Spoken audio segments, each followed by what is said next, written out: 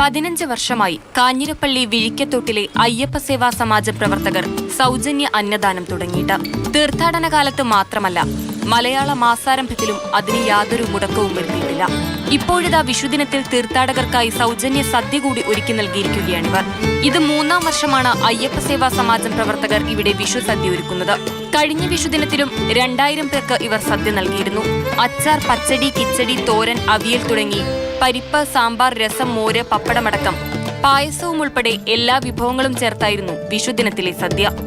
ഹോട്ടലുകളടക്കം അവധിയായതുകൂടി കണക്കിലെടുത്താണ് 2500 പേർക്ക് സദ്യ ഒരുക്കി നൽകിയത്. ഈ വർഷത്തെ ഒരു സവിശേഷത എന്നുള്ളത്, ഈ നാട്ടിലെ ഏതാണ്ട് 80 കുടുംബങ്ങൾ ഇവിടെ ഒത്തുചേർന്ന് ഒരുമിച്ചാണ് വിഷു ആഘോഷിക്കുന്നത്. അവരെല്ലാം തന്നെ തലേദിവസം തൊട്ട് വിഷു സദ്യ തയ്യാറാക്കുന്നതിൻ്റെ ആവശ്യത്തിലേക്കൊക്കെയായിട്ട് ഇവിടെ എത്തിച്ചേർന്ന് മുഴുവൻ കാര്യങ്ങളും അവരുടെ നേതൃത്വത്തിലാണ് ചെയ്യുന്നത്. ജാതിമത രാഷ്ട്രീയ ഭേദമന്യേ പ്രദേശവാസികളെല്ലാം വിഷുദിനത്തിലെ സൗജന്യ സദ്യയിൽ പങ്കാളികളായി. പ്രദേശത്തെ 80ഓളം വരുന്ന കുടുംബങ്ങളുടെ വിഷു ആഘോഷവും ഇക്കുറി ഇവിടെയായിരുന്നു.